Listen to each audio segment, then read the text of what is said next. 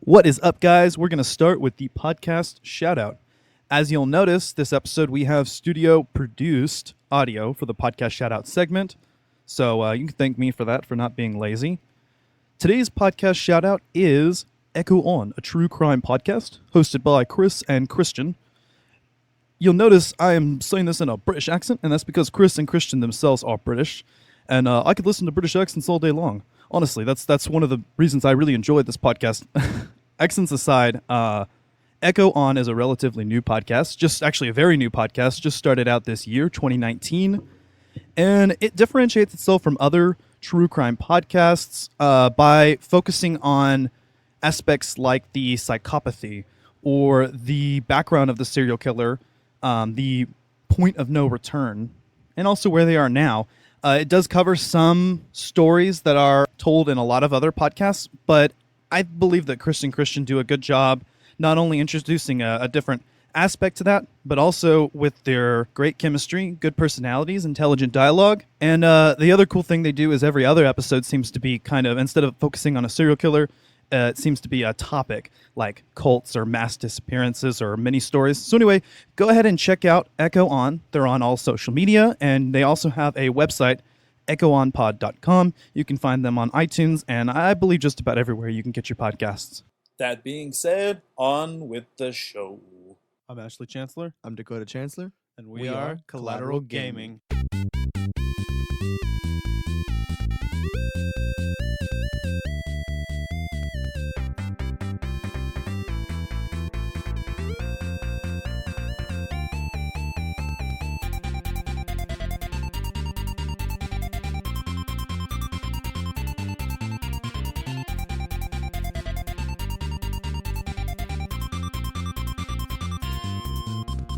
Welcome to Collateral Gaming, the only video game podcast that matters, where we talk about good games, bad games, and everything else between in the world of gaming.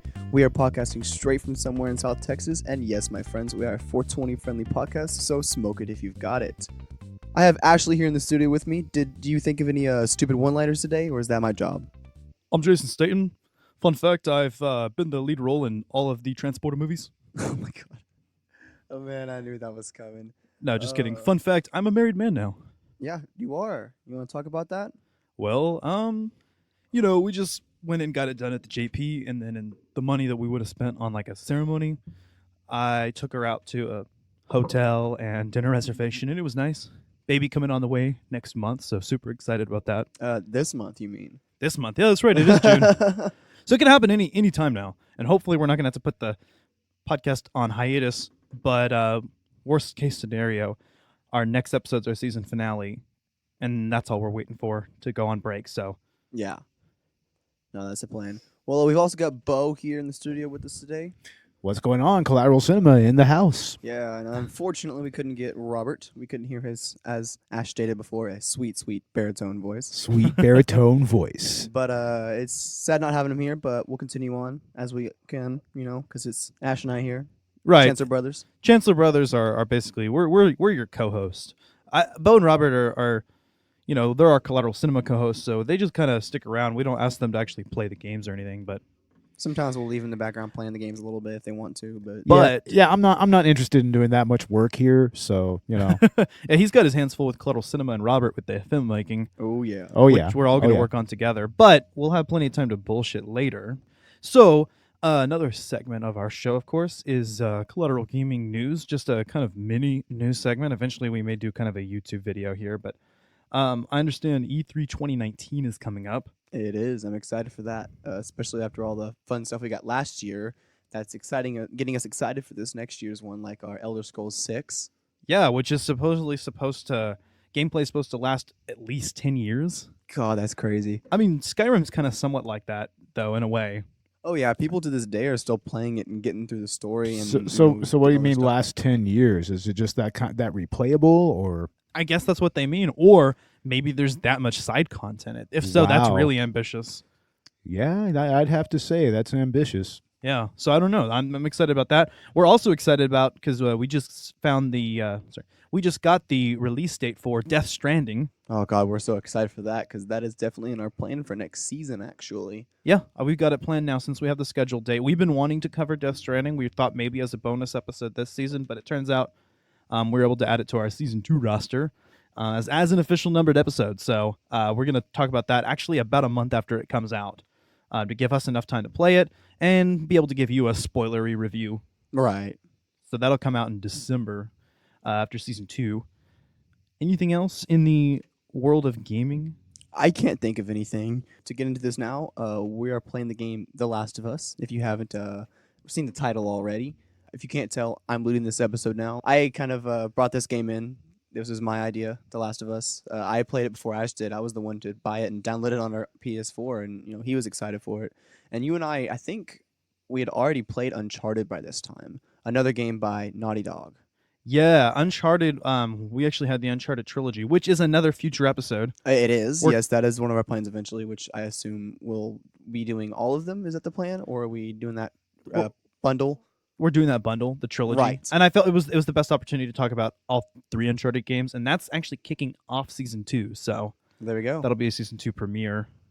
That sounds good. Well, going on with that, the directors of this game, it was developed by Naughty Dog, but the directors themselves I'm are Ashley Bruce Chancellor. Straley I'm and Dakota Neil Chancellor. Druckmann. And We are a little story Collateral behind Neil Gaming. Druckmann, who's the current VP of Naughty Dog. He went to Carnegie Mellon University, and he was tasked with creating a video game concept for the aforementioned George Romero, who we talked about in the House of the Dead episode.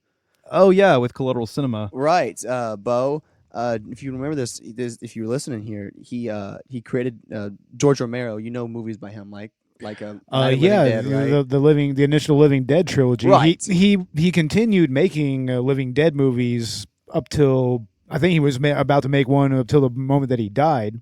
The day That's that he crazy. died. So, but I mean, his original 3 movies in the trilogy, those are typically seen as the top zombie movies of all time. I mean, it's pretty much where it begins. It's where modern horror begins. So, and it's been so influential on both filmmaking and on gaming as well. I guess Bo's our resident cinephile here today. Yeah, he is. I mean, we're cinephiles too, but we're Yeah. kind of a separate subgeneration than Bo and Robert as well. Yeah, I'm rather familiar with a lot of the '80s genre films. So and '80s and beyond. Even going back to like the '40s and '50s and stuff like that. We get into lots of interesting stuff.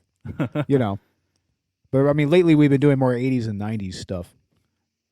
So Yeah. I'm excited to work with Collateral Cinema. But in the world of Collateral Gaming, Well, as I'm going on with talking about Uncharted, Last of Us was made after Uncharted 2. It was actually there was a co-team project where they split the Naughty Dog employees into 2 teams to work on the 2 separate games, Uncharted 3 and The Last of Us. oh, that's really interesting. And yeah, it's really interesting because both these games, they have they're beautiful, both of them, and they're a great storyline, and you wouldn't know that there was only half the crew working on it. You know what I mean? That they were split into 2 teams because they're just as amazing as any other video game, I would think. Yeah, no, these games don't feel rushed at all, I would say. In fact, The Last of Us is one of the best quality games I've ever seen coming from the PS3 era. Agreed. There's several conventions of modern gaming, I think, that kind of started here in this game. And when you play it, it doesn't feel all that dated. And sometimes when you play a last generation title, it does. right. In this case, though, I think this was right at the forefront. And you can kind of see where this franchise will go in the future, of course, with part 2, which we'll talk about later, right? Right. Yes, that's the plan. And knowing that you can take the ingenuity of The Last of Us with some of the more modern aspects of gaming really excites me. Yeah, no, I agree. I'm excited for the future. Naughty Dog is an amazing studios. Yeah. They have done fantastic with their games. Clearly, I mean, this game is beautiful. I'm watching this game and it's like a movie. I mean, the cinematics they use, the everything, the scenery, the everything is just beautiful. It's such a movie like. Yeah, I definitely agree with it feeling like a movie. But just to circle back a moment, because you mentioned Uncharted, and I think you can definitely see elements of Uncharted. Oh yeah. in The Last of Us. You can totally see that, and there's so many moments where you're like, well, I know I'm gonna have to climb this. And it's so Uncharted feeling. You know what it is? It's the team up actions Right. where you boost somebody up a wall and then they pick you up, and in a lot of cases with Joel and Ellie, you just send Ellie up and she'll throw a ladder down or something. The combat. I mean, the combat's very similar. It's a little harder to do. There's a little less, I guess. What's the word I'm looking for? I guess you don't have as much freedom with it. It's kind of restricted. Yeah. When you're playing Last of Us, but when it's Uncharted, you're more free, and it's more of a fighting game than The Last of Us is. Yeah, everything in The Last of Us actually is pretty scripted if you look at it. Right. But they definitely give you the illusion of a more open world throughout the game. You don't necessarily feel restricted. And like Uncharted, it's a very linear game, and it proves that linear games still work in today's world. And that open world gaming is not the end-all be-all. It doesn't have to be a universal standard. You can make a damn good linear game. And I think the linearity in this case actually adds the aspect of it feeling like a movie. Right, exactly, because there's only one way the person's going to go, Yeah, and the narrative is extremely compelling. I mean, literally, like I said, this feels straight up out of the quality. I mean, and I'm not going to say that movies always necessarily have a better quality to them cinematically than games do, but as a whole, video games tend to focus not just on the storytelling aspect, but also the gameplay aspect, especially with Nintendo titles like Zelda, which is my favorite series, but that they put gameplay first, story in the backseat. But then you have games like The Last of Us that are definitely very story driven. And it really surprised me because you have a focus on story that you sometimes only see in blockbuster films. And this feels like a blockbuster film. Agreed. Well, speaking of the story here, I mean, and what did you think about the story itself? How did they do in the storytelling? Oh, I mean, it grips you the entire time. I knew that was kind of what you're going to get at, because that's exactly what it is. And you get compelled to play this and watch this. It pulls you in, And it's an excellent story. And maybe aspects of the story itself aren't anything you've never seen before. But it's a good collection of tropes together that really makes you appreciate the focus of story here. What if it's true? Do I need to remind you what is out there? Once upon a time, I had somebody that I cared about. And in this world, that sort of shit's good for one thing. Getting you killed. I need something smuggled out of the city. It's just cargo, Joel. I just want some simple gear enough to set me on my way. I reckon it's got something to do with that girl. It's got everything to do with that little girl. It can't be any worse than in here. Can it? We're shitty people, Joel. It's been that way for a long time. No, we are survivors. This is our chance. It is over, Tess! What are you so afraid of? You're treading on some mighty thin ice here. What do we do? You make every shot count.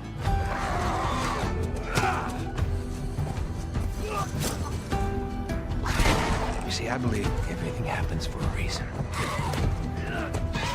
We don't have to do this. You know that, right? After all we've been through. Everything that I've done. It can't be for nothing. It's almost as if this was like meant to be a proof that a video game can be just as great as a movie. The story of a video game can be just as compelling. Exactly, and that's something I've been wanting to see proven for years now. Of course. Is that, there's just as much. In fact, I believe that games could be the dominant form of storytelling in the future, because in a way, there's an interactive quality that it's not quite the same in a movie. In a movie, well, okay, I'll go with this, like Easter eggs, right? Yeah. In a video game, you have that extra aspect where you can learn more about the lore of the world by paying attention, and that is in The Last of Us. It is used ridiculously, actually. There is a lot of background information and lore that can be Right. gained that only enhances the story, and yet you can tell a complete story without it. Exactly, and it's a really good job of that. There's hidden notes everywhere with people, just scribbling down their last words before they're dying. There's just notes to their loved ones. There's voice recorders. There's so many things you'll find. Firefly pendants. Those Yeah. are just kind of collectibles, though. But It's three-dimensional storytelling. Yeah. Because and that's my argument as to why games can become the dominant form of storytelling in the future, is because there is that additional element, that additional dimension of going and finding things yourself and controlling the experience yourself, and especially with like a horror game, and this game definitely has horror aspects. of course, the next step is this VR. I mean, look at VR now. You're so engrossed in that. It's real. I want to do PT on VR. Oh, that would be freaky, bro. Walking down that hallway over and over and over again. Yeah, or really, Silent Hills or a Resident Evil game in general. Right. Well, speaking of PT, I know we plan on doing a mini episode on that one day. We do. That's a surprise, though. So, But yeah, no, we do plan on doing that. I'm excited because we do have some lost footage of Ash playing the game. yeah, we do. So that'll kind of serve as our Let's Play. Right. And it's kind of some old footage that he got his first time around. Unfortunately, we do not have the game anymore on our PS4, so we're going to have to find a way to get it somehow. It's going to be an interesting episode. It will be. We're going to have to rely a lot on our memories, but we played that game so many times. Oh, God. We will bring our friends over to play that game. But that's kind of, and PT really drove that forward for me, the idea of playing a horror game. And that element exists also in The Last of Us. I want to say, like, there are times where you're definitely very creeped out and you yourself are afraid to explore and adventure outside, because at any moment a zombie can come out at you. At any time. I mean, it's proven over and over and over again. You won't Fucking even clickers know. and bloaters, dude. The clickers will kill you instantly if you don't have a shiv. Yeah. And it's pushing yourself to go forward continually, which is at times terrifying. Right. And that's what brings the scripted aspect that we talked about to life. Yeah. Because it's scripted, but you don't know it. And I guess you do know it. And you're forced to go one way. You know what I mean? Yeah, and this game also has a very well implemented what was I saying? I know what you're going to say. Very well implemented in-game way of disallowing you to go back in the game. Oh yeah. No, and that's true, but it also keeps you on your feet. That's what that's what I wanted to say, is that the game constantly forces you for quick thinking. There's a quick thinking aspect in any situation, like where you turn on that generator in that one room and there's a bloater. And you're screwed. You just have to run. And you may not know that the first time you play through, but you need to juggernaut, run past those. You have to think quickly, yes, and adapt to the situation. Right. You have to think like a person would in the movie. I mean, what are they going to do? Are they going to sit there and pick off every single little zombie? No. What kind of movie does that? You don't see that happen. Maybe The Walking Dead every once in a while, but Yeah, there are times when it's more convenient to sneak past exactly. a zombie or a human enemy. And it's almost like implied that that's what you're supposed to do sometimes. You'll see pathways. You're like, if I take this, I will avoid zombies. I can do this. Yeah, and that feeds into the survival aspect, because you have a limited number of resources in the game. Exactly. Bullets, crafting materials that allow you to craft items, which you can do on the fly, such as med kits, nail bombs, smoke bombs, and Molotovs. Right. Kind of that Dying Light aspect there. You're very right about that. That's another game we plan to do in the future. Yeah. Yep. Yeah. No, That's a another fun zombie one. game. Zombie survival horror. Right. Now, the zombies in this game are pretty interesting, right? There's a whole lore behind those, and you have multiple stages of infection. In this game, they call it infected because, of course, one of the tropes of zombie films and zombie games is that we don't use the word zombie in the narrative, and we acknowledge that zombie fiction does not exist in their universe. Right. Which seems to be the case here, as they call them the infected, which actually is a fungal parasite, correct? Yeah, no, they talk about it in the game. It's another one of those hidden things you can find Easter egg wise. I found one sign that it talked about the infected and how it was, originally, engineered more or less, Yeah, the cordyceps infection and how it infects. There it is. And that's the name. It creates plating on the body that makes and also infects covering the senses, like the eyes. And this game has stages of infection where It builds around the brain. Is what it really does. yeah, and then the zombies that have it is a brain infection, and the zombies that have survived for longer end up being tougher. Right. With the bloaters being the zombies that have been around for 10 years At least. at least, yeah, and those guys are basically mini bosses More or less. or bosses, I guess you could say, the closest this game has to bosses. Right. And in the beginning, I mean, there's one that you're literally, like the one we talked about, you run from it, and there's no way to kill it. I mean, you can't do that much damage in the beginning of the game with all the weapons and resources you have. Yeah. At least in hard mode, which, by the way, is what we played in, because you get to really see the survival aspect, the limited resources in that mode. Yeah. I think it's like a lot decreased, because you'll open drawers and there's nothing in it. It's like, why did I open this drawer?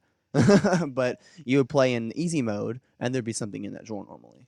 Yeah, and you have to play intelligently, Right. with the limited resources, and the hard mode, I guess, really accentuated that, as well as making the enemies feel more dangerous. I mean, they could kill you at any time. Anytime. I mean, I remember the last part of the game I played, there's these guys with assault rifles, and you cannot dash towards them if they have assault rifles. You will No. die. Yeah, I mean, it's ridiculous. You can't do anything about it. So this game has a lot of that. There is a certain way to get through enemies. There is a certain way to stealth kill them. There's a certain way to get past them. hell, clickers remain a threat throughout the entire game, The and they're entirety of they're the game. introduced very early, and they're tough enemies in and of themselves. Up until the end, you can get caught by one if you're not paying attention. And Instant kill. unsuspected, you know. Yeah, if they approach you, they will instantly kill you unless you have the upgrade. Now, this game does allow you to upgrade over time. You get new weapons through the story. You can upgrade those weapons by finding all of the tools and tool parts. Right. And then also, there are skills that you can collect by collecting. It has like a pill icon. Right. It's like medicine. It's like Medicine. it's like little pills, but it allows you to upgrade your personal things, like your listen mode distance, your maximum health, your crafting speed, your healing speed, things like that. Yeah, so you've got basically a skill tree in this game. And then also you have both the crafting component for usable items and the upgradable craftable component for your weapons. Right. Which makes the game easier to play as you go on, although the game does get harder. The game gets harder, so it really ends up you're never in a point where you have more than enough resources. Right. You have to think intelligently. Even there's a part where you get the flamethrower, which makes bloaters easy. Right. But then you're hit with 2 bloaters and a bunch of enemies around, including clickers. And so you have to strategically just kill all the zombies around it, not kill the bloaters, and then finish all the bloaters with the flamethrowers. And we decided at that point in the game, in order to not waste our resources, we ended up wanting to just to punch the runners, which is the first basic stage, and not wasting shivs or bullets on them. I guess we should mention that those are the 3 stages: your original runners, your clickers, and then your bloaters. No, bloater is stage 4. I think there's something in between. Is there really? But we don't see them often in the game. There's something in between clicker and bloater, but they're, for whatever reason, they're not in the game. Or maybe it's between runner and clicker. I'm not sure. Well, I've seen the ones that have like clicker buildup, and they have a higher sense of sound. There is another stage, I know, and they're not seen nearly as often as the clickers and the runners are, and even the bloaters, oddly enough. That is interesting. Was it Stalkers? Stalker. You know, I think that was it. It was Stalkers. Now that I remember them talking about it, so I think that might make sense. I think it would be runner, stalker, clicker, bloater. Yeah. Because I've seen the Stalkers. They have like the clicker buildup on their face, but only on part of it, you know? Okay, so it's stage 2 actually. That was right. Is the Stalker, which is interesting because the clickers are stage 3, and they seem to be more common in the game than the Stalkers are. Oh yeah, absolutely more common. I see clickers way more. Yeah, which is very strange. They're definitely more in tune, and they can hear you better, I believe. Oh yeah, if you're walking in water, at the end of the game they actually do this. If you're walking in water, the waves will, I mean, you could be like 10 feet from them, but the waves will run across their legs and they will come after you. In a way, I think they are kind of more of a threat than the clickers are, because they can see and hear you, making it way harder to stealth kill them. And they can instant kill you. They don't kill instant kill you. That's right. They are tough though. But they're tougher than runners. Although clickers can instant kill you, you can avoid them pretty easily because they can't see. You just have to move very slowly and approach them, and usually stealth kill them or shoot them in the face with a shotgun is really your options. Right, and it's usually pretty effective either way. Yeah. You know, Or hit him with a brick 3 times is your favorite method. Oh, I figured that out pretty early on because in the beginning of the game, I went up to a clicker and I had to kill it, and I had nothing else but a brick. So sure enough, it works. If you just hit them 3 times unsuspectingly, they will die. Bam, bam, bam. Yep, no, they will die. Don't miss a Motherfuckers. hit though because they will get you. Yeah. You miss 1 hit and they will come after you. Yeah. You have to get the 3 combo. Also, that element exists during the times that you play as Ellie within the game. Right, yeah, that does happen. And then the DLC, which we'll bring up later. And Ellie is not nearly as much of a melee fighter. There are a few moments in the game where you play as her, and she actually relies a lot more on stealth, as she has a switchblade that isn't used up like Shiv's are, but her melee ability is almost non-existent. Oh god, you can't fight a runner with her. I mean, at all. Zilch. Yeah. So, but most of the game takes place under the control of Joel, and so you have the same items and upgrades throughout the game, and you can work with those. Although the beginning prologue segment, you play as his daughter Sarah, which was really, really cool moment of cinematic storytelling. Again, doing what would have been a cutscene in most other games and making it interactable.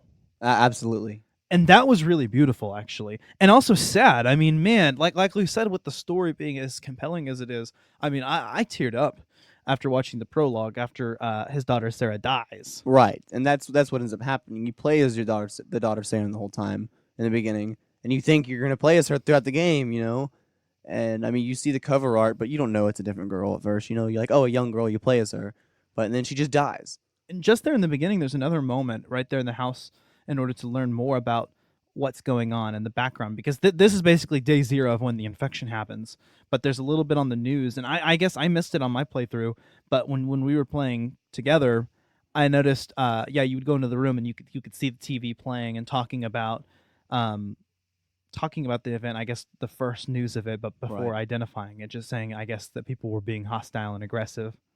Oh, this is bad. Everyone and their mother had the same damn idea. We could just backtrack and... Hey, what the fuck, man? Let's go!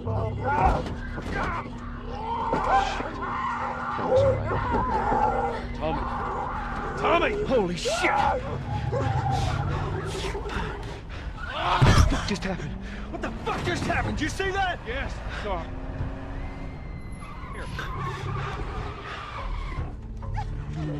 Come on, people, move! What are they running from? Get us out of here. I'm trying. Oh no. Look out! There's another one!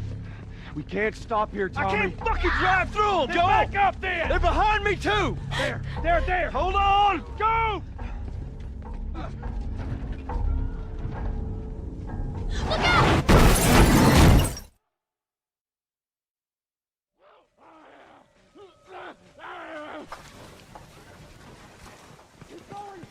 Daddy?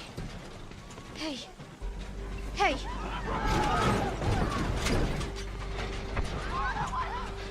Get back, man. Get back.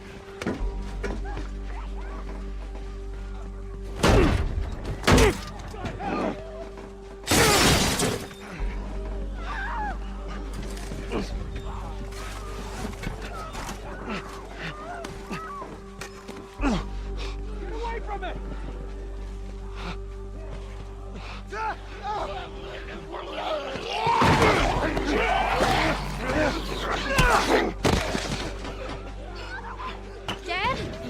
I'm here, baby.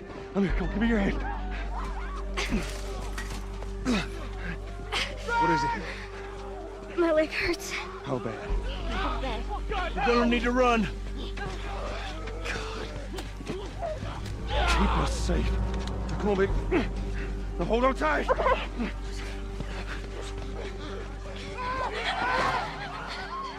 Daddy, I'm scared. Go, watch out, honey. Oh my! Keep running. Those people are on fire. Don't look, Sarah. Keep looking at me, baby.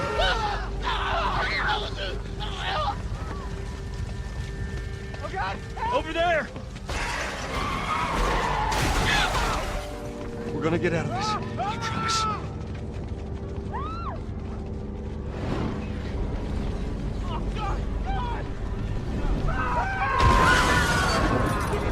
Get back! There's too many of them! This way! Through the alley!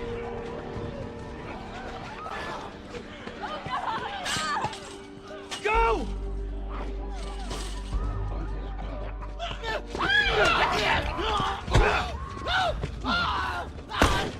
Jesus. God damn it. We're almost there. We're almost there, baby. Take up through the fence! Keep going! Find a way out of here! Come on!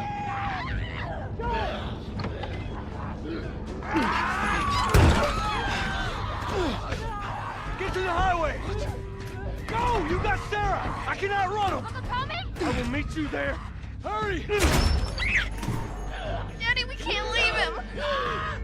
He's gonna be fine. We're almost there.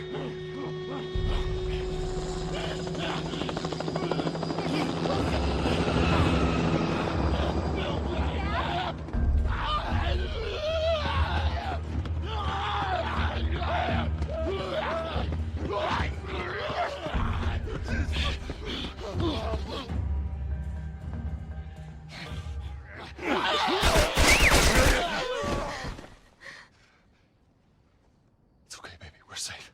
We're safe. Hey, we need help. Stop! Please. It's my daughter. I think her leg is broken. Stop right there! Okay. We're not sick. Got a couple of civilians in the outer perimeter. Please advise. Daddy, what about Uncle Tommy? We're gonna get you to safety and go back for him, okay? Sir, there's a little girl. But... Yes, sir. Somebody, we've just been through hell. Okay, we just need... Shit.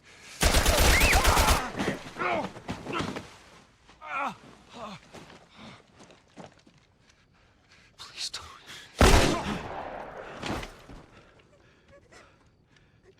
Oh, no. Sarah. Move your hands, baby. I know, baby, I know. God. Listen to me, I know this hurts, baby. You're gonna be okay, baby. Stay with me. All right, I'm gonna pick you up. I know, baby, I know it hurts. Come on, baby, please. I know, baby, I know. Sarah. Baby. Don't do this to me, baby. Don't do this to me, baby. Come on. No. No. No, no. Please. Oh, God. Please. Please don't. Please.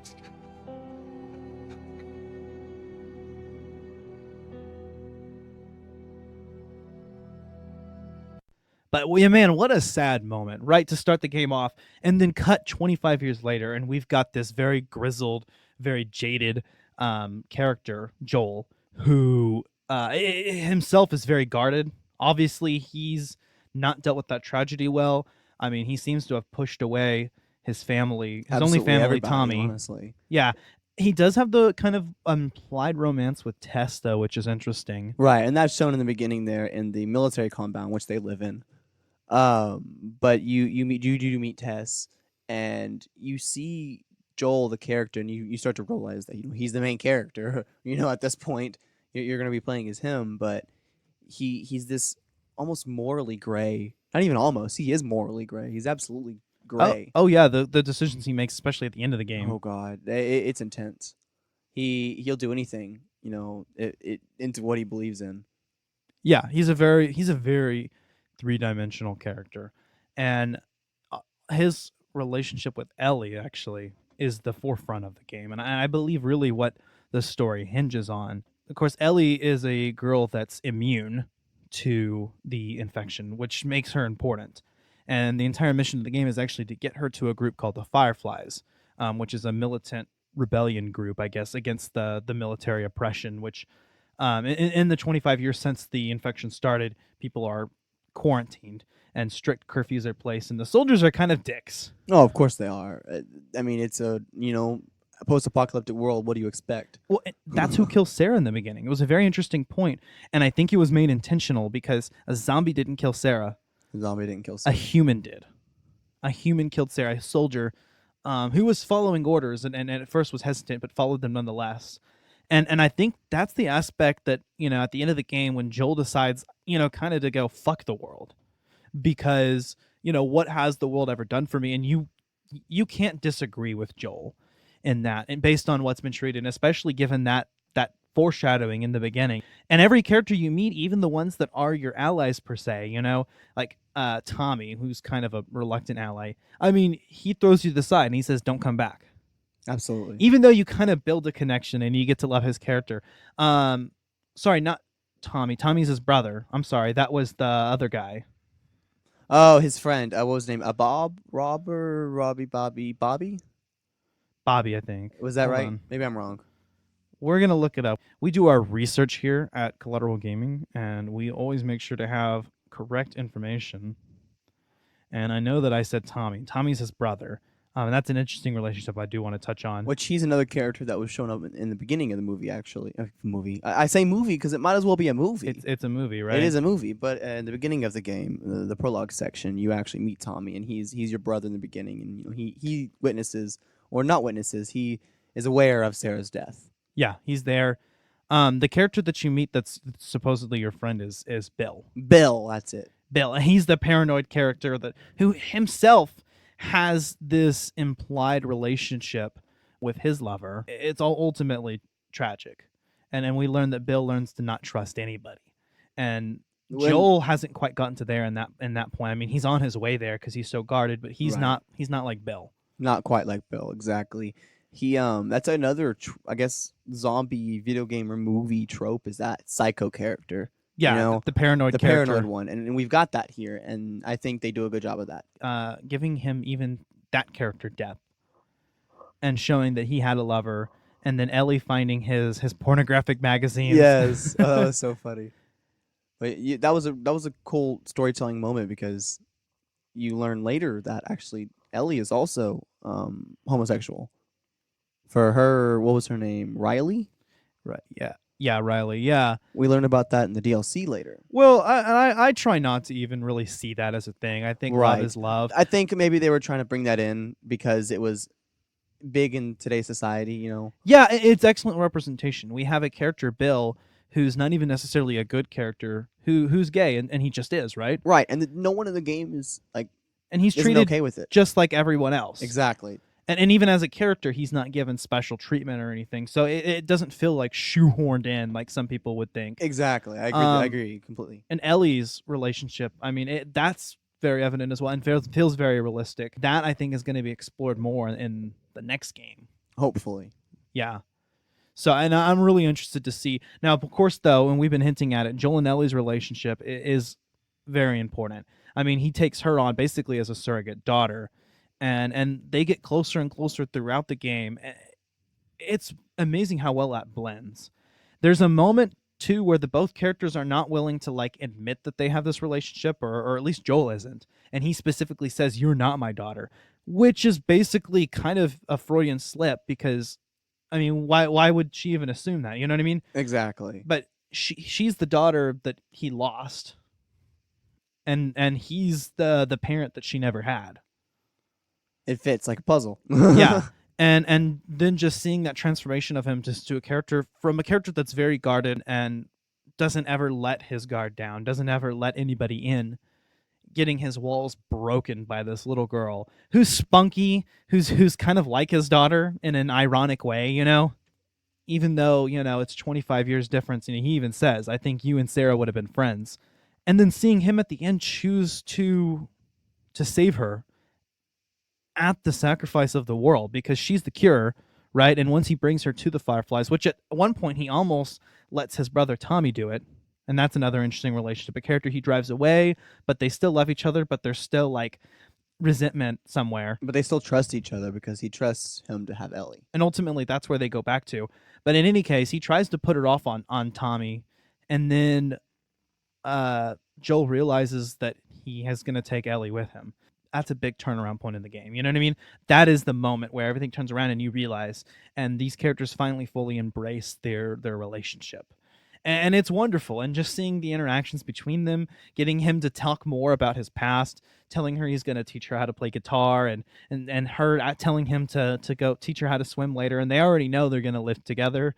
And then at the end, like I said, because she's the cure, they're going to reverse engineer a vaccine for all of humanity. The problem is that because the infection's in the brain, it will kill her. And Joel is not willing to let Ellie die, even at the cost of the world. And that's the moment where I think he says, fuck the world. What have these people ever done for me? Why should I care? He does lie to her, Ellie, in the end, which is interesting, and I think that will come up in the next game. Definitely a big plot point in the next one. Yeah. He lies to her to protect her because obviously she would have been willing to sacrifice herself, but he's not willing to because he lost his daughter before and he's not going to do it again. So let's build off that. That selfishness, right, that he has, that morally gray character. Why do you think Naughty Dog represented him that way? I think it makes for a game that appeals to a mature audience.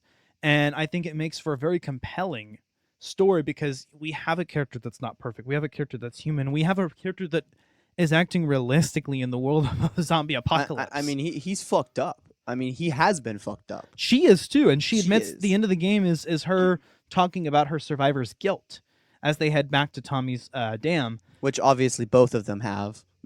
Yeah. He doesn't admit it, but he has survivor's guilt as well. He does, in a way. He says, I've had difficulty surviving too. Right. All right, come on. Hey, wait.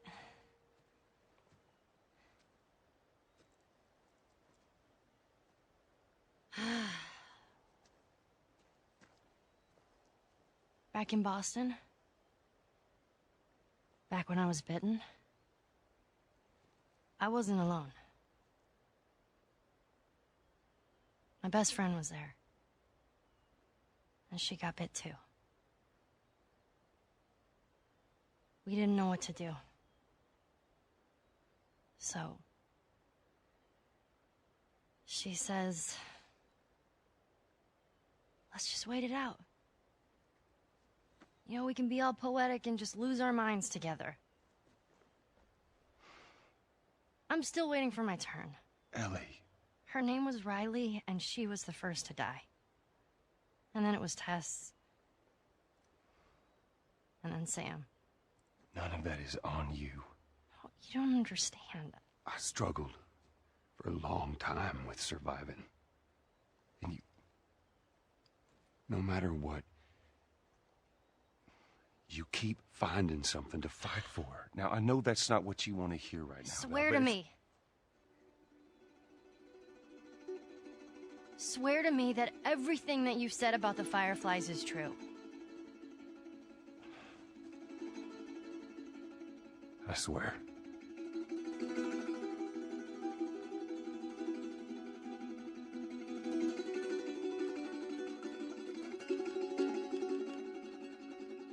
Okay.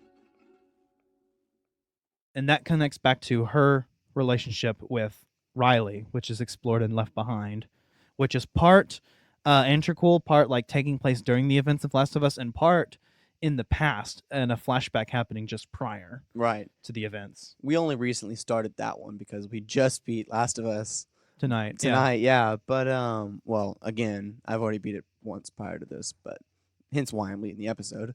But anyway, no, this would be our first time playing Left Behind, and I find that to be interesting, this DLC, to go back into her backstory while also, a media res The Last of Us. You know what I mean? You're in the middle of it. Yeah. And you remember that scene. It starts to show the scene where, you fall off the horse, you get your rebar and that's your body. That's the point of the game during which you play Ellie in The Last of Us, which is really cool. But this represents the Left Behind is entirely Ellie, and it's basically like Infamous First Light was for Second Son. It's a standalone DLC that in its own right is a slightly smaller version of the game featuring the female lead. Right. Which is really cool. So there's definitely a lot of aspects there. And having a similar but slightly different gameplay style and combat style. Okay, Ash. So what do you know about The Last of Us 2? What do you know so far? Well, The Last of Us Part 2 is going to come out. I don't think there's a release date yet, but they've released trailers and they've released some gameplay content finally. Now, The Last of Us Part 2 takes place 5 years after The Last of Us, and it centers again on Ellie, who now is 19 years old, and Joel is much older as well, and he's mentioned, 5 years older, which would be 30 years after the events of the beginning, right? If you say it's 25, I believed it was 20, but I could be wrong. 25 or 30 years, I guess, after everything. Right. The game will be played completely from her perspective, and she's grown up, and it also seems to be, from my experience watching the gameplay content, it looked like, now I don't know if it was the same illusion of open world that allows you to feel like there's different opportunities, but really it's all scripted, which is genius. I'm not hating on it. I think it's brilliant. I don't know if it's that or if the game really actually has expanded in giving you, which I would be happy with as well. I think it would be a unique aspect, not necessarily to make the game open world, but if there are in fact different, what it looked like, different cinematics for doing something that it didn't seem to be pointed towards. Like she hides under a car at one point, and the enemies react and start searching for her under the car, and it's actually like, it looks like a cutscene. So I thought that was interesting. Is that specifically to play like when you enter the car and only if, or is that again the illusion and we're kind of directed there? Yeah, and it's a smart idea to make those your NPCs smarter. Yeah, you know, because that's what brings to the survival of the game. That's what I love about this game already, is that, you know, you already have to be quiet as I'll get out. I mean, you have to sneak around always because there's zombies at any moment. Sorry, infected at any moment. Yeah, and open combat is very difficult. And in Last of Us Part 2, it looks like it's even more brutal. That's crazy. Ellie, I saw some really cool tricks, and the game just looks so much more fluid. If there's any experience I had while playing this game that was less than optimal, and this is only playing it now, because I didn't play it before when it came out, the game did feel a little bit more rigid than modern games, and I guess that's what I mean. It feels, I guess, just a little bit dated when you play it, at least, when you're getting used to it. But then you play it, and it's amazing, and you're hooked, and you can't stop. So it really does stand up. Absolutely. Still. It was another, you know, big point of its time. It's ahead of its time. Ahead of its time. I think that The Last of Us may even have influence, because it was a AAA title, you know. I think it may have influenced the face of modern gaming, and especially the stealth aspect, which is, you know, you can go at it with stealth, but if you fail, you're going to have to do open combat. Assassin's Creed features that to an extent as well, but I really like the way The Last of Us implemented it. I mean, for one, stealth was more realistic. Instead of feeling like a mode you go into, stealth feels like, okay, shit, I could fuck this up at any time, and I have to be really careful. And you can make stupid mistakes like somebody would in real life. Like, they're not going to flawlessly pull off stealth. I mean, it's so dependent on luck sometimes even. And this game, I think, realistically depicts that. Or at least it's very hard to strategize. Not only that, but one cool aspect was, you know, you have different animations for stealth versus open combat, which we discussed before. If you stealth kill an enemy while you're trying to be stealthy, Joel will do it quietly. But if he stealth kills an enemy in open combat, meaning another enemy can see him, or that's the last enemy there, he won't waste his time doing it slowly, and he'll smash their head in, which is a move that would alert other enemies in the area. Right, because it's loud and you're making a big scene. But what's cool, and that's not new. Lots of games like Assassin's Creed have different animations for stealth versus open combat. But I liked that it would do that even if it was just the last enemy in the room. That was cool. That was really well thought. We were in a hallway, and there were 3 zombies. I stealth killed the first 2, and the last one I stealth killed as well. Or at least I thought I was stealth killing it. But, you know, and I killed it, and I'd smash his head in instead of, you know, choking it out. Yeah, that was cool. And so the game definitely has a challenge to it, a difficulty that haven't really seen anywhere else, I would say. I mean, I see part of that kind of coming forward in like Tomb Raider, which definitely felt like it was kind of influenced by Uncharted as well. Agreed. The new Tomb Raider. But yeah, overall, and even the new Assassin's Creed kind of reworked their whole stealth versus open combat, which I think kind of reflects a trend that started with this game. Agreed. Well, you mentioned earlier how you see that The Last of Us seems dated, just a little bit, and I see what you mean. And I would like to say that, at least from my experience, I would say that has to do with the fact that, well, it was a PlayStation 3 game originally. You Yeah. know, it wasn't originally a PlayStation 4 game, and they didn't have all the resources, I guess, available to them. Yeah. Because they did the best with what they could. They did amazing with the split team working on Uncharted 3, the other team working on The Last of Us. I mean, that's talent. Uncharted 2 or Uncharted 3? 3 is after Uncharted 2. It was 3 and The Last of Us at the same Okay, time. gotcha. So yeah, it's a PS3 game, and at times you can feel that because there's the limitations of the hardware, but at other times it's very convincing that it is more modern, and it feels very ahead of its time. Not only that, but I mean the graphics even hold up today. Now, of course, we were playing a remastered version of the game, so obviously the graphics were toned up for us. And I feel that was when you originally played it too, right? Was the remastered version on PS4? Yeah, that's the one I had bought.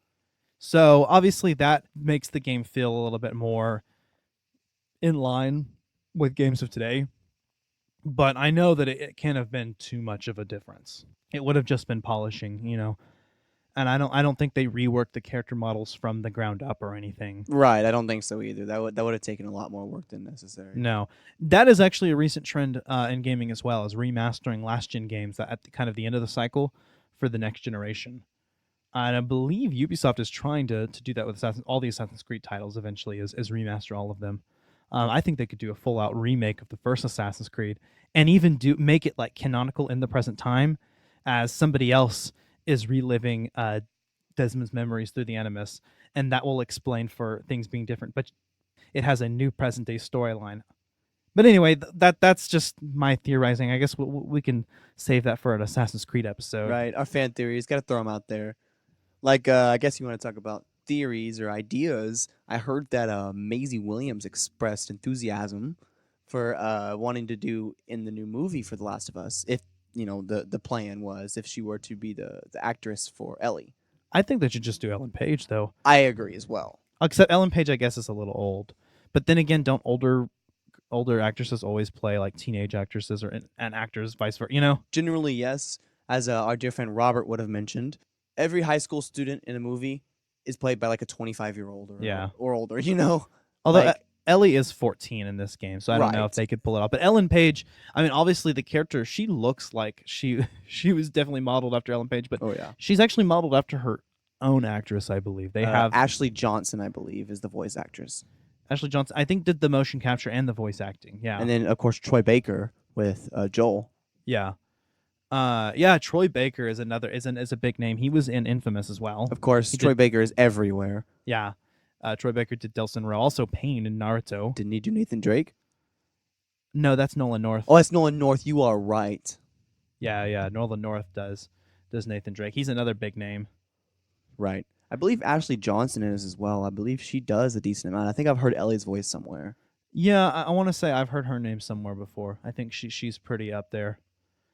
But yeah, and the performances in this are incredible. I don't think there was ever a moment where I felt anything was awkward. Like I said, it felt straight out of a movie. The performances were spot on, and they were very well done. So great credit to the voice actors and the motion capture artists on any occasion where those were separate. I don't know. I say motion capture artists, I mean like motion capture actors. Right. And you don't see that a lot in gaming. You don't see dialogue of this quality very often. No, you really don't. You don't see that very often in games, no. But it never misses a beat. Also, the pacing of this game is perfect, right? I mean, it's just slow enough that you give a shit what's going on and you get enough background, but just fast enough that the plot moves itself. Absolutely. Very rarely did I get in an area where I was stuck, because I was constantly moving. And a lot of it was intentional. If you were getting stuck in an area, you were supposed to. There's areas where you have to really think your way through a situation. There are puzzles in this game. Yeah. I felt like the hint system was pretty unobtrusive too. I mean, I'm assuming you can turn that off if you want to, but there are times where if you spend way too long in an area, the hint system will guide you. Right. So you're not completely stuck in this game, and I think that's a good aspect. I mean, if you've been spending this many minutes working on this, obviously, you might need a general help. But all it'll do is it'll point the objective. Yeah, that's all it'll tell Not you. even the path to get there or what you have to do. All it will say is it'll put a little marker where you're supposed to go. So I felt like that's a very well implemented hint system. I will add. Agreed. And I guess talking about the systems they use, we have our survival theme here, and they do a really interesting way of doing that, which is your loot. And you don't find loot everywhere. It's very hard to find ammo just chilling all the time. You Yeah. know, you don't. You walk around and it's hard to find enough gear and items to keep yourself upgraded all the time. You can't go through an area, especially on hard mode, like we mentioned earlier. You can't go through an area and kill a bunch of enemies and expect to have enough ammo for it all. No, you have to strategize. You have to stealth kill some, or you have to get away. Yeah, definitely. And even in the game, loot is often hidden behind shiv doors, and shivs are an inexhaustible resource in the game, Right. which you have to craft using materials or find, which you very rarely find near the middle of the game after the beginning. Right. But Except, of course, behind shiv doors. yeah, so shiv doors, of course, will give you. Usually, I think you had enough materials to create another shiv or another shiv once you used a shiv door. So Right. At They give least- you enough afterwards, at least if you do a decent amount of looting and looking around, which you shouldn't have to do because they do keep it pretty restricted in most places. yeah. So the shivs are definitely a resource to manage well, along with your ammunition, because shivs are useful both for stealth. It's the only way to stealth kill clickers, for instance, and you can quickly stealth kill other enemies. Which I found mostly useless. Yeah, and also, you can avoid that with the other enemies. Just strategize. And also for unlocking the shiv doors, of course, some of the collectibles in this game, some of the loot are one time only, and you only have so many opportunities to get. Well, for instance, each of the tools, which tools are what allow you to unlock each next level of upgrading your weapons. There are certain upgrades that are only available once you have the level 2 tools and once you have the level 3 tools, and up until 5. Right. And if you miss those, you miss them. And also the opportunities to craft on the crafting benches. Of course, they're only once in a while, generally right before you're about to fight enemies, Yeah. or right after.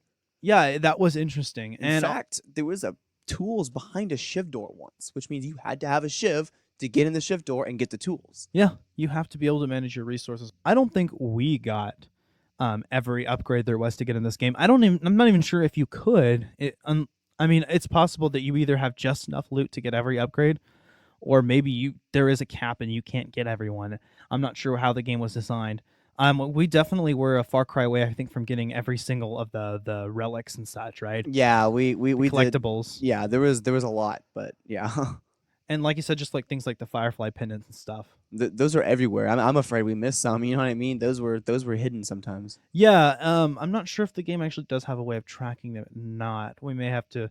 I don't know. I don't necessarily feel like I need to 100% this game, but Right. I guess more so I feel like I need to not miss the tools and all of the loot you can get. Right, and they almost make it Because- impossible with the way I mentioned earlier. When you get to like a new area, you often close yourself off from another area. Either you have to jump down off of something you can't climb up, you shut a door and block it behind you, and you can't go back.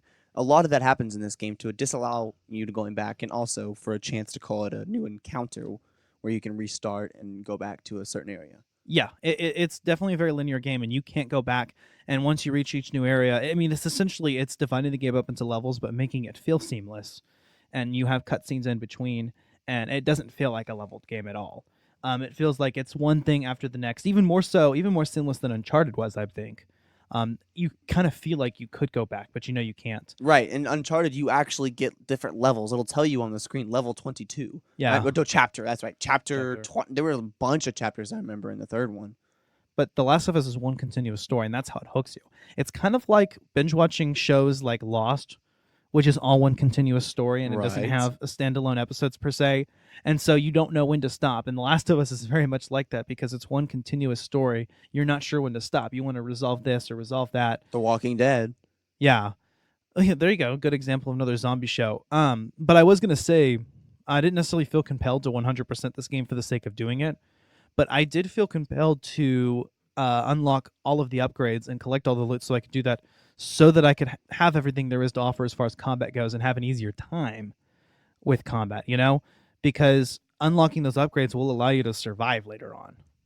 And that's, like I said, it's another aspect of survival, because more than likely, I think even if you are able to collect all loot in the game, I don't think you will without consulting a walkthrough, if that's even possible. And so you're going to have to sacrifice, and you're going to have to make choices and say, okay, I don't know if I'll ever finish upgrading here, but I want to get this upgrade right now. Right. You have to prioritize.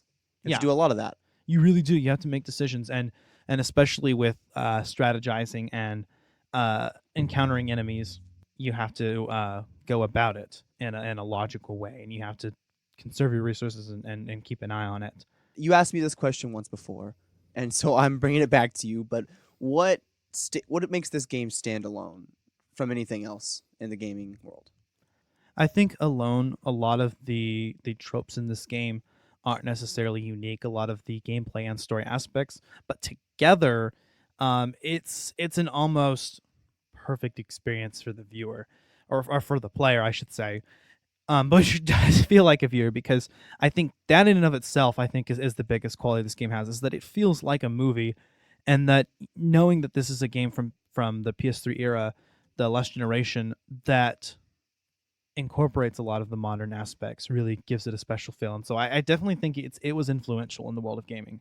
So it's the cinematic nature of the game, I think, that makes it stand out to me, as well as what kind of an influence it has, because this is one of the most revered titles. I mean, you go around, you can talk to almost anybody, they've heard about The Last of Us. Right. It doesn't just have its place among last gen's games. It has its own place among the next gen games. Yeah. It's just as good as any other big title you'll play today. And part 2 has been anticipated for a long time. Yeah. So we're super excited to play that now. I'm super excited to finally jumped on the bandwagon and played the game. Of course. I find it crazy that this game was made in 2013, because, it's hard to believe that it's 2019 now. I mean, that's what, 6 years? I mean, that's crazy, right? I mean, this game has already been out 6 years, and it's fantastic. So I guess the timeline with part 2 is right around the same time as real time. I guess so. I would think so, yeah. Yeah. That would make the most sense, at least in development time. Right. Of course, the game, I know, does take place in the future, I believe. Really? Or doesn't the beginning segment, isn't that in 2012 or 2013? But yeah, it skips. But the majority of the game does take place in the future, so it would have to be, 25 years later, so it ended up being 2030s. Yeah. Yeah, so that is really cool. And I liked the attention to geographical detail in the prologue, didn't you? You had interstate highways in Texas that we recognized. And we did. That's I-35. That takes you from Austin to San Antonio. Yes, sir, which is exactly where we live, in San Antonio. And Austin is where this game takes place in the beginning. Yeah. So you see a lot of that. Of course, we recognize a little bit. I mean, they didn't try to go for realism and make houses the same or anything. But the idea was that, they gave you an interstate, and that was a real interstate. That's a real place. Yeah. Joel, of course, he's a character from Texas, which influences a part of his character. Tess calls him Texas, or Tex or something, and I think she says Texas, and he has kind of that southern upbringing. Although I want to say, I think Joel would probably be pretty liberal compared to most Texans. I mean, would agree. He's in Austin, and you can kind of tell. I don't know. He doesn't seem like a big conservative type, which is what you'd expect from a stereotype. But it completely defies stereotypes. It actually was one of the few games, like I've seen, or movies even, that portrays a Southern Texan character accurately as a regular, person instead of a stereotype. And yet you still have like the accent and stuff. Of course. So I don't know. I just thought that was interesting, being a native Texan. Of course, I don't know. I wonder if people from up north listen to us and we have a southern draw to them. I'm sure we do. Or people in other countries. I don't know. Let us know in the comments. Let us know. Give us some feedback, or tweet at us, at C Gaming Podcast. Let us know if, to you, we sound like we have Texas accents. To us, we don't feel like we do, because we know people with southern draws and we feel like we're removed. But I think Chrissy said that when she had friends in Pennsylvania, they made fun of her accent, and it felt like they were like over portraying it to mock her, which is really funny. I bet that's like how it is when we try to do British accents, like I did earlier. Of course, Chrissy being our sister, which we planned to get on the podcast already. We will get her, I promise. We wanted to get her on No Man's Sky because she's played that game before, but scheduling conflicts. Chrissy's getting married. Yeah, right. No, I guess more news in our world. My sister's getting married too. That's cool. Yeah, next year. So you're having a baby in this month. You're getting married. You just got married. Sorry. Yeah, it's crazy, man. It's crazy. Well, I guess it's about time to wrap things up here. We've said as what we can about The Last of Us. Of course, we're ready in the end for Last of Us 2. We are super hyped for that, and we will, I'm sure, maybe talk about it later, maybe do a whole episode on it. We don't know. But I think we'll do an episode on it, and I Right. think that'll be our excuse to do a Let's Play of Last of Us. there you go. We were planning a Let's Play for this episode, but we ended up deciding that it was more convenient to just go ahead and do it because due to some scheduling changes, and putting Spider-Man as our season finale, which we are going to do a Let's Play for, it just made more sense to just kind of... But I think we will do a Let's Play later on this because this is a game that's definitely worth doing a commentary on because it feels like a movie. Or like a good binge-watched TV show, right? I think you said that. That's exactly what I would say. A 1 to 2 season TV show. Yeah, I definitely think this could be a good season, of content.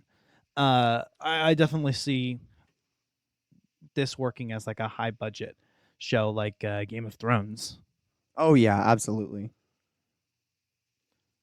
Anyway, so what's coming up next in the world of Collateral Gaming? Well, our next episode is going to be our season finale. Now, I believe we revealed it before already, but we'll go ahead and reveal it again now for y'all.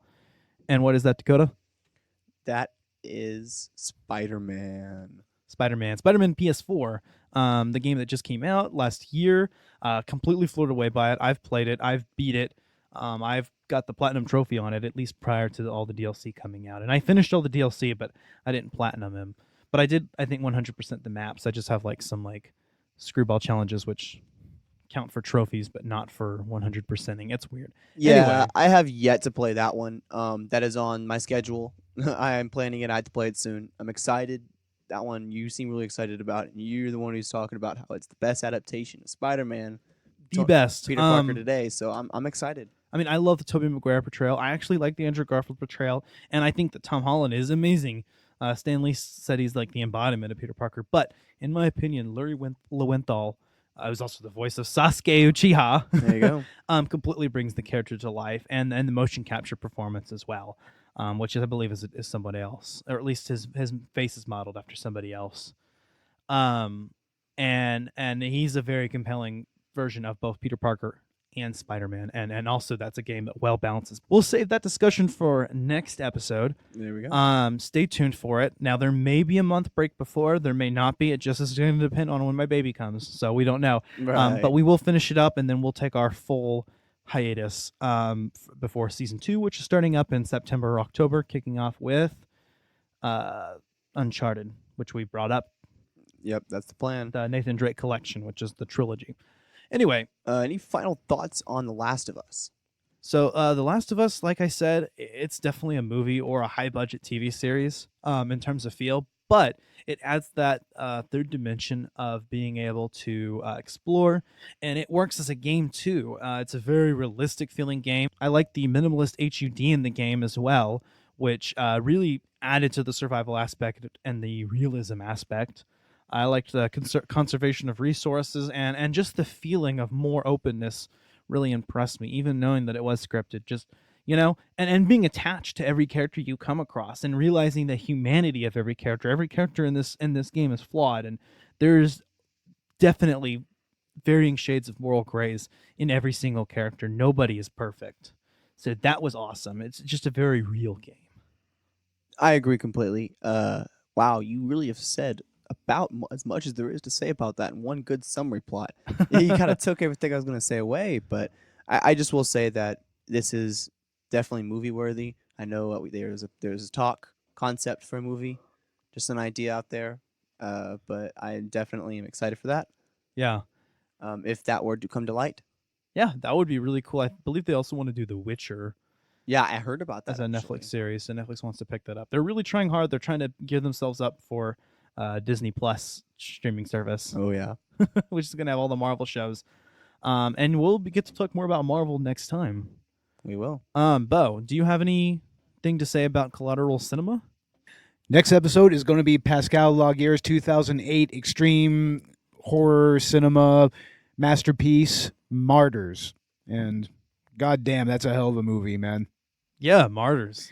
I'm excited to watch that. I think we may even try to watch that tonight. Yeah, if y'all are up to it. Yeah, we'll see. We'll see how I feel. Right. We got to record an extra segment too. Oh, so okay. you guys stay tuned. Oh, that's a secret. After the credits, there's the post-credits scene. So stay tuned. I guess we'll go ahead and reveal that. You can find Collateral Gaming on iTunes, or sorry, I should say Apple Podcasts, because the iTunes is going away. And the way we have it separated with Apple Music, Apple Podcast on the iPhone is now going to be reflected on Mac as well. So nobody will be using iTunes anymore, which is great because I think the podcast and music should be separate apps anyway. I think that makes more sense because they're separate things. They absolutely are. So you can find Collateral Gaming and Collateral Cinema on Apple Podcasts, Spotify, YouTube, Google Play, Podbean, which is where we host our RSS feed, the Chill Lover Radio app. Super thankful to be working with Chill Lover Radio once again and to be a part of their network. And you should definitely follow some of their podcasts and talk shows that are on their network as well. And then also the Podcoin app, which pays you to listen to podcasts. How awesome is that, Dakota? No, it's exciting. I think it's also great if we could get some, more ideas. If people could send us in some ideas through our email. What is that? C Gaming Podcast? Isn't that what it was? cgamingpodcast at iCloud.com. iCloud.com, right? If y'all could send us some more games, that would be awesome. We just recently got a review for a movie that we're gonna do. We're gonna keep that under the wraps for now, but we received an email, and so we would like to receive some of those as well. If there's any games you could send us, let me amend that.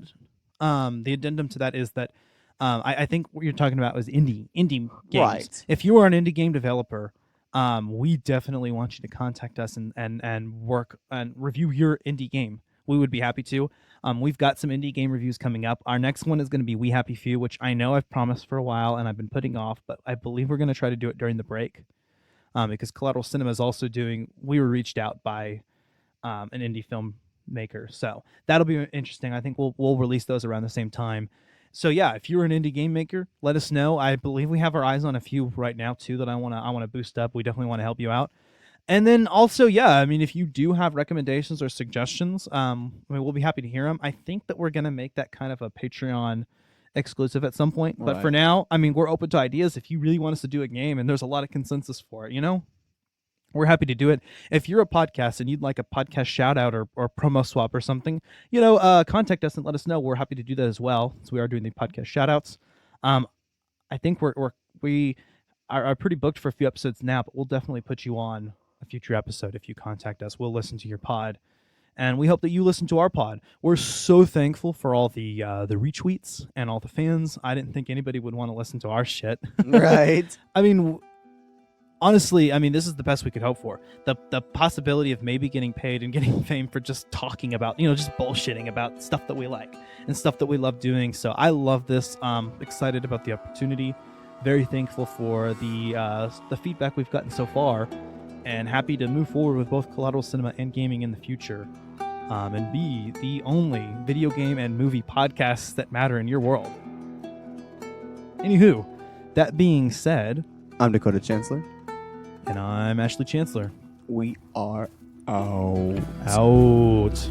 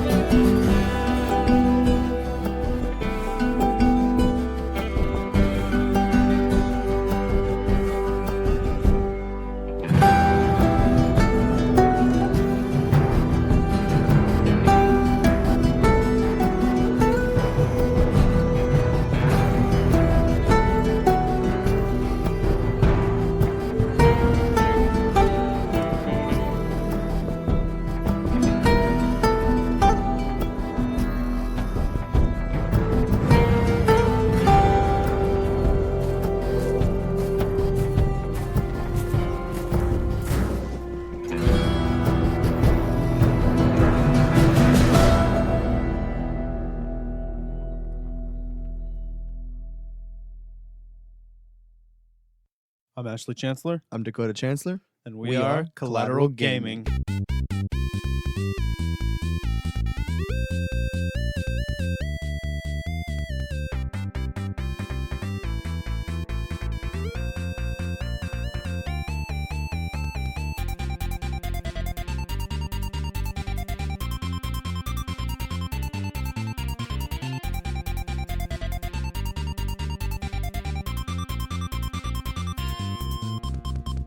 Welcome to Collateral Politics, the only political podcast that matters. Stop right We there. focus on good politics. Stop. Well, all right, I don't know. Is there any good politics? No. Is that a thing? No. Oh, it's hell not a no. Hell no. Why are we doing this?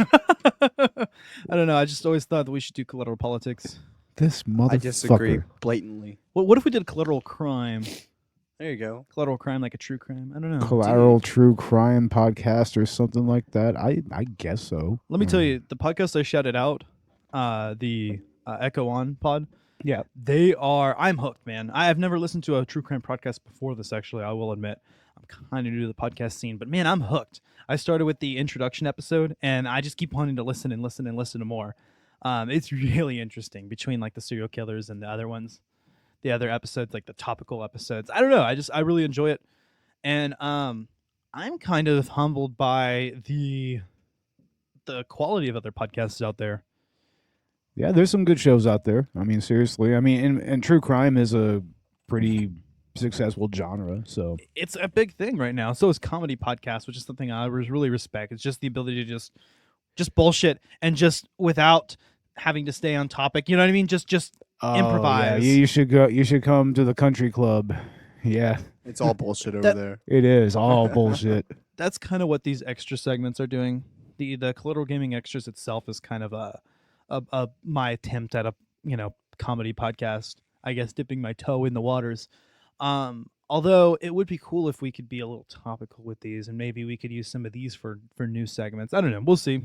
And we are going to do some more like solo type Collateral Gaming Extras when we've got nothing else to release, I think. Eventually. I definitely, if we do like at the theater episodes, that'll be like our equivalent, I think, from now on. At the theater episodes, huh? Yeah, with Collateral Cinema. Oh, of course. Yeah. Which, what's the next one we're doing? Isn't it Star Wars, right? It should be Star Wars, Is but it Star Wars or It? I don't know. Maybe It.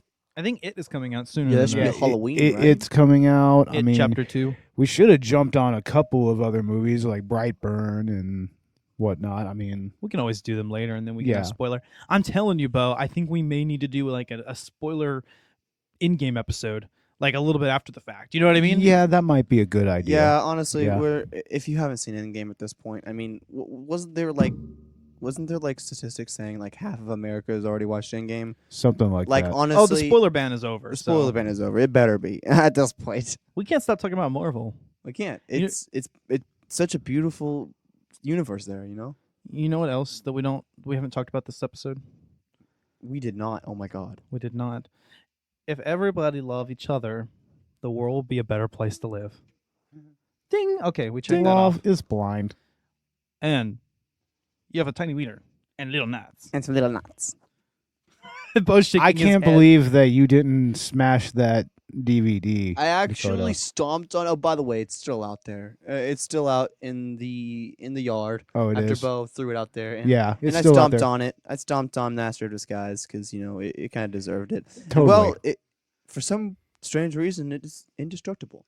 After multiple stops, it still manages to be a perfect disc, And just unscratched. just like the fact that no matter how much we want to forget this movie, we keep on having to bring it up, We keep and, on. and it persists in our memories of us bringing up. It's like a collateral cinema tradition at this point. If we ever did like a collateral cult, it would be the room quotes, and it would be rituals involving Master of Disguise. You got it.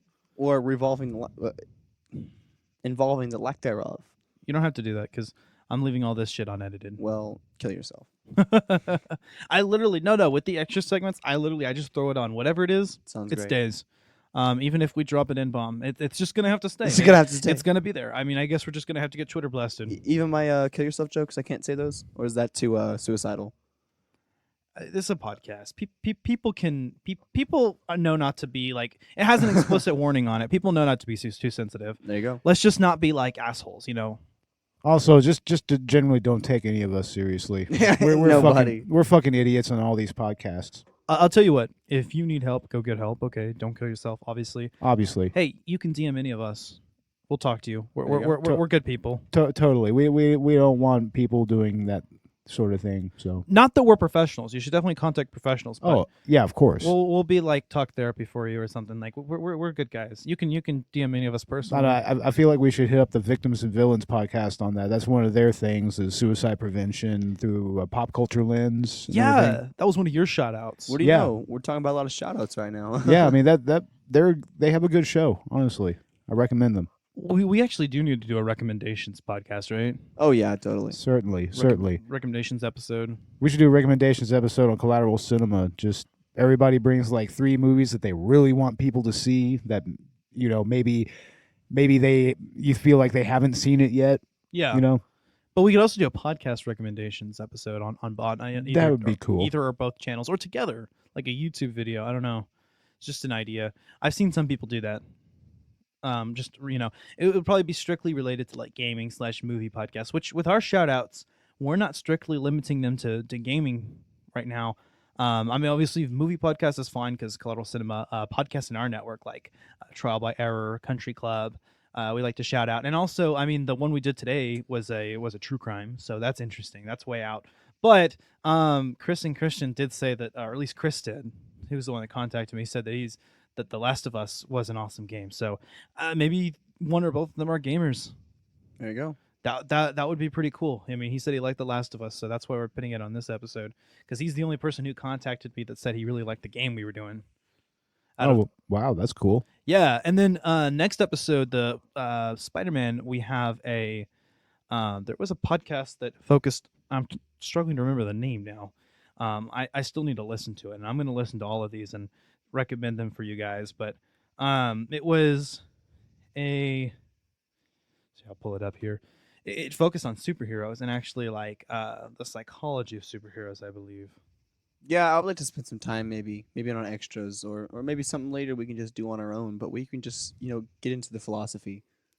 Capes on the couch. That's it. Capes on the couch. Sorry, I didn't get that right away. I haven't listened to you guys yet, but I will if you're listening. I'm very, very interested because what you told me is that you are analyzing the psychiatric and mental health issues of superheroes. So I guess there's a shout out right there, but there you go. That's not our official shout out. We'll shout them out later on our next Spider-Man episode because I think like that's appropriate. There you go. And then we were also contacted by Nerds Amalgamated, so that's a future shout out. I think I want to do on a video episode because I think with the video podcasts we can also do a shout out on those that's separate from what we do on the audio. Yeah, we need to do a video podcasting for Collateral Cinema as well. I think next season we should jump on board with that. We totally should. I mean, I've got the apps for it and everything. Yeah. Switcher. Check out that app if you're into streaming. Collateral Gaming for this season anyway is other than our pilot episode, our video podcasts are just going to be our audio overlaid over gameplay clips. But next season, if Collateral Cinema is also jumping on board, I think we'll do it together. We'll start filming ourselves. Yeah. And we'll intersperse that, of course, with gameplay content and also the clips that we normally do. And in both cases, movie clips and gameplay clips. Which I'm excited to do for this Last of Us episode that we just recorded because that's going to be awesome. Yes. The audio clips and these are going to be perfect because they'll be just like movies. It's absolutely a movie like we talked about already, Yeah, and I may insert those as we talk about each part or not. We'll see. I may not even have to use a trailer clip for this. I'm tired of this damn chair. That chair is... This chair needs to get thrown at the door like Master of Disguise. That chair is fucking bullshit. Stop fucking moving, Dakota. You know how many times we're going to have to cut that out of the damn podcast? Here's an idea. Switch chairs. This one's more comfortable than the other. This motherfucker. You know what? And I think in one of my first episodes I did with Collateral Cinema, you called me out on making the sound in the video, and we just rolled with it. We kept it in. Yeah. Because you talked about it, and it was funny. Oh, yeah, it was. And it's always funny. Because you had a propensity for fiddling around with the goddamn mic cable. Yeah. So, yeah. Well, that's why podcasts are so interesting is people don't like it being overproduced and they like to hear, I think, a little bit of flaw. Your dog's barking in the background or stuff. It adds to the feel. There's a lot of podcasts like that where they're like straight popping open beers and everything. I mean, hell, you hear that on We Hate Movies. So that's cool. I mean, it adds to the casual feel. I mean, and it's not just an illusion. Like we're just sitting here talking to each other. We just happen to have mics up. Right. That's how it yeah. feels with us, as we're just talking about shit that we normally talk about. But, we're doing a little bit more research and we're recording ourselves. I think that's what's really fun. And I'm having a blast with this. You know what I mean? I'm so overwhelmed by the response. I mean, I know we're just getting kicked off on Collateral Gaming, but Collateral Cinema, we've gotten almost 3,000 downloads. We're getting close. What is the number now, Bo? 2,750, right?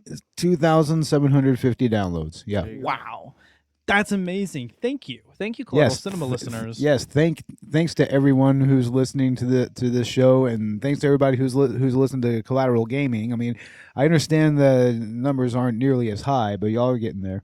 Yeah, and I'm working on my editing. I know that my editing, in my opinion, when I look at our first few episodes, I'm like, yeah, the editing is so bad. And then like Fable 3, a lot of it's very awkward and obvious. And then continuing on from there, I think I just cut too much, and I cut out the podcast feel, which is a little bit of silence. You don't want too much dead air, but just enough silence that it's like, okay, they're in a room together, they're talking. Hey, wait. My editing has gotten much more minimal now. Hey, don't give everybody all of our tips and tricks.